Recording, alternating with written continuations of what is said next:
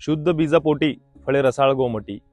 या तुकाराम महाराजांच्या अभंगाचा विस्तार जर आपल्या शेतकऱ्यांच्या भाषेमध्ये सांगायचं झालं तर जेवढं चांगलं आपण बी पेरतो तेवढं दर्जेदार आणि उत्पादन आपल्याला होत असते। मित्रांनो, यावर्षी जे पण शेतकरी हळद घ्यायचा विचार करत असेल त्या शेतकऱ्यांसाठी एक महत्त्वाचा हा व्हिडिओ। मित्रांनो, हळद उत्पादक शेतकऱ्यांसाठी सर्वात महत्त्वाची गोष्ट राहते ती म्हणजे बेणे निवड।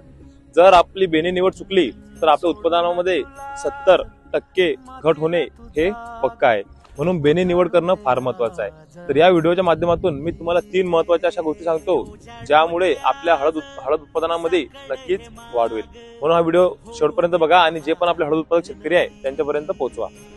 तर मित्रांनो, सर्वात महत्त्वाची गोष्ट म्हणजे जेव्हा आपण बेणे निवड करतो तेव्हा आपल्याला जर काय हळकुंड म्हणजे कांडी लावायची असली, शेंग लावायची असली तर तिचं वजन कमीत कमी 30 ग्राम पर्यंत पाहिजे। आणि जर आपल्याला जेठा गड्डा लावायचा असेल तर त्याचं वजन कमीत कमी 50 ग्राम पाहिजे। याच्या खालचं वजन असलेलं बेणं किंवा जेठा गड्डा आपल्याला घ्यायचं नाही। दुसरी महत्त्वाची गोष्ट, बेणे निवड करताना जे पण आपलं बेणं आपण निवडू त्याला जखम झालेली नाही पाहिजे। जर जखम झालेलं बेणं आपण घेतलं तर त्याला बुरशी लवकर लागते। बुरशी लागल्यामुळे त्याच्यावरती करपा, ज्याला आपण लिप ब्लॉच म्हणतो किंवा लिप ब्लाइट म्हणतो, हा येतो।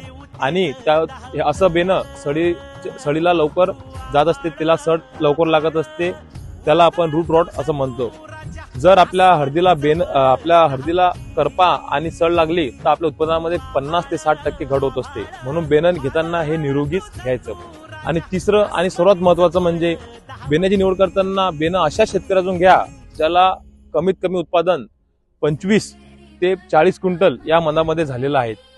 कमी उत्पादन झालेल्या शेतकऱ्याकडून बेणं घेऊ नका, कारण ज्या शेतकऱ्याच्या हळदीला कमी उत्पादन झालेलं आहे त्यांना सडीचा आणि करप्याचा प्रादुर्भाव होत असतो। म्हणून अशा शेतकऱ्यातून हळदीचं बेणं घेऊ नका। ज्या शेतकऱ्यांना चांगली हळद होते त्यांचं बेणं निरोगी राहते, दर्जेदार राहते, उत्तम क्वालिटीचं राहत असते। म्हणून बेणं अशा शेतकऱ्यातून घ्या। मित्रांनो, जर तुम्ही नवे असाल आणि तुम्हाला मनोज फर्टिलायझर सोबत हळद करायचं असेल तर स्क्रीनवरती मी माझा नंबर देतो। तुम्हाला लागवडीपासून तर काढणीपर्यंत संपूर्ण नियोजन मिळून जाईल। मित्रांनो, अशाच माहितीसाठी आपल्या चॅनलला फॉलो करा। धन्यवाद। गौरव जंगले, मनोज फर्टिलायझर।